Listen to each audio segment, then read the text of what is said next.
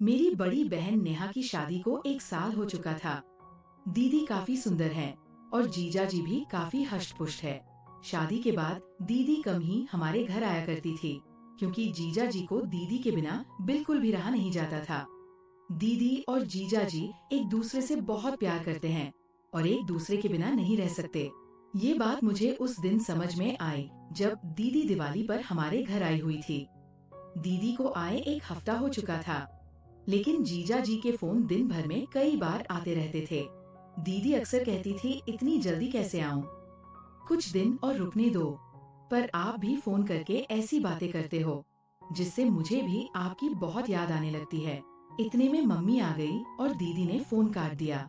Mummy ने दीदी को किचन में बुला लिया, क्योंकि दिवाली की मिठाई, चिवड़ा, करंजी वगैरह बनानी थी। हम सब ने मिलकर शाम तक आधी चीजें बना ली थी और बाकी की मिठाई अगले दिन बनाने का तय हुआ। शाम ढल चुकी थी और मैं खिड़की से बाहर देख रही थी। तभी मैंने देखा कि जीजा जी बाहर खड़े हैं।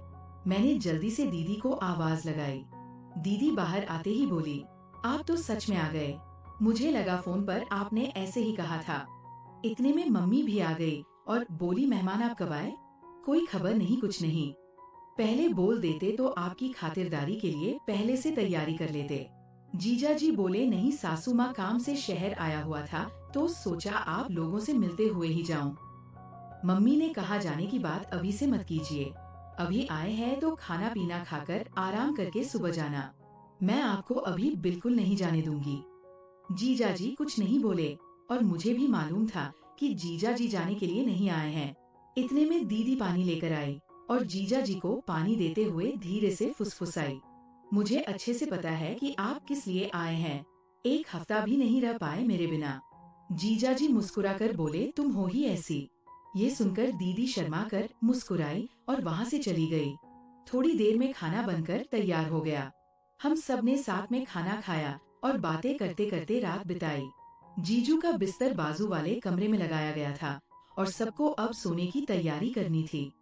घर के सारे लोग अपने अपने कमरे में सोने चले गए थे, लेकिन मैं, दीदी और जीजू अब भी सोफे पर बैठे टीवी देख रहे थे। टीवी पर हम आपके हैं कौन मूवी चल रही थी, जो मुझे बहुत पसंद थी और दीदी को भी। थोड़ी देर में जीजू ने उबासी लेते हुए कहा, बाप रे, मुझे तो बहुत नींद आ रही है। दीदी ने मन ही मन मुस्कुराते हुए जवाब दिया, तो फिर जाइए ना, बाजू वाले कमरे में आपका बिस्तर लगा दिया है, आराम कर लीजिए। मैं मूवी देखकर बाद में आ जाऊंगी। जीजू का चेहरा देखने लायक था। वो थोड़ा खींचकर कमरे की ओर चले गए। मुझे और दीदी को हंसी आ रही थी, लेकिन हमने कुछ नहीं कहा। हम दोनों मूवी देखने में लगे हुए थे। कुछ देर बाद दीदी ने मुझसे कहा, छोटी, मुझे भी अब नींद आ रही है, मैं सोने जा रही हूँ। मैंने तुरंत कहा, दीदी, अगर तुम भी चली जाओगी तो मुझे डर लगेगा।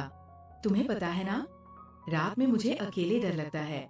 दीदी थोड़ा ठिठकी और बोली, ठीक है, थोड़ी देर रुक जाती हूँ। उसी वक्त जीजू ने कमरे से आवाज लगाई, नेहा, पानी चाहिए। दीदी ने तुरंत कहा, रुको छोटी, मैं तुम्हारे जीजू को पानी देकर आती हूँ। मैंने कहा, ठीक है, पर जल्दी आना। दीदी किचन से पानी की बोतल लेकर जीजू के कमरे में चली गई। मैंने सोचा अभी आएगी, लेकिन 5 मिनट बीत गए और पूरे घर में मुझे कोई नजर नहीं आया। डर के मारे मैंने दीदी को आवाज दी। थोड़ी ही देर में दीदी कमरे से बाहर आई। उनकी साड़ी थोड़ी अस्त व्यस्त थी, बाल बिखरे हुए थे और सांसें तेज चल रही थी। मैंने घबराकर पूछा, दीदी, इतनी देर क्यों लगा दी? मुझे डर लग रहा था। दीदी ने हंसते हुए कहा, अरे वो कुछ नहीं, तुम्हारे जीजू को बहुत प्यास लगी थी, इसलिए पानी देने में थोड़ा समय लग गया। इतने में जीजू कमरे से बाहर आए और बोले, अरे, मेरे फोन की बैटरी खत्म होने वाली है, क्या तुम मेरे लिए चार्जर ला दोगी? दीदी ने जवाब दिया, ठीक है, देखती हूँ, आप यही रुकिए। लेकिन जीजू ने कहा, अरे तुम देखो, मैं कमरे में वेट करता हूँ। ये कहते हुए वे वापस कमरे में चले गए। दीदी मेरे कमरे में गई और वहाँ से मेरा फोन चार्जर उठाकर जीजू को देने उनके कमरे में चली गई। मैंने सोचा कि चार्जर देकर वे तुरंत वापस आ जाएगी, लेकिन थोड़ी देर बीत गई और दीदी का कोई अता पता नहीं था। मैंने एक बार फिर से दीदी को आवाज दी, लेकिन कोई जवाब नहीं आया। मैं समझ गई कि शायद दीदी चार्जर लगाकर फोन की चार्जिंग में व्यस्त होंगी। थोड़ा डर भी लग रहा था, इसलिए मैंने टीवी बंद किया और अपने कमरे में सोने चली गई। लेकिन मुझे नींद नहीं आ रही थी। बिस्तर पर लेटकर मैं अपना फोन चलाने लगी। आधे घंटे बाद मेरा फोन डेड हो गया। उसकी बैटरी खत्म हो चुकी थी। अब मैं इधर उधर चार्जर ढूंढने लगी, लेकिन याद आया कि मेरा चार्जर तो दीदी ले गई है। अब मैं असमंजस में थी। क्या चार्जर लेने के लिए जाऊं या नहीं? नींद तो वैसे भी नहीं आ रही थी और बोरियत भी हो रही थी। मैंने सोचा कि शायद चार्जिंग अभी शुरू ही हुई होगी। मन ही मन मैंने तर्क किया कि आजकल के फास्ट चार्जर कितनी जल्दी फोन चार्ज कर देते हैं। फिर भी कुछ फोन ऐसे होते हैं जिनकी बैटरी धीमी चार्ज होती है। चाहे कितना भी फास्ट चार्जर लगा लो, वक्त लग ही जाता है।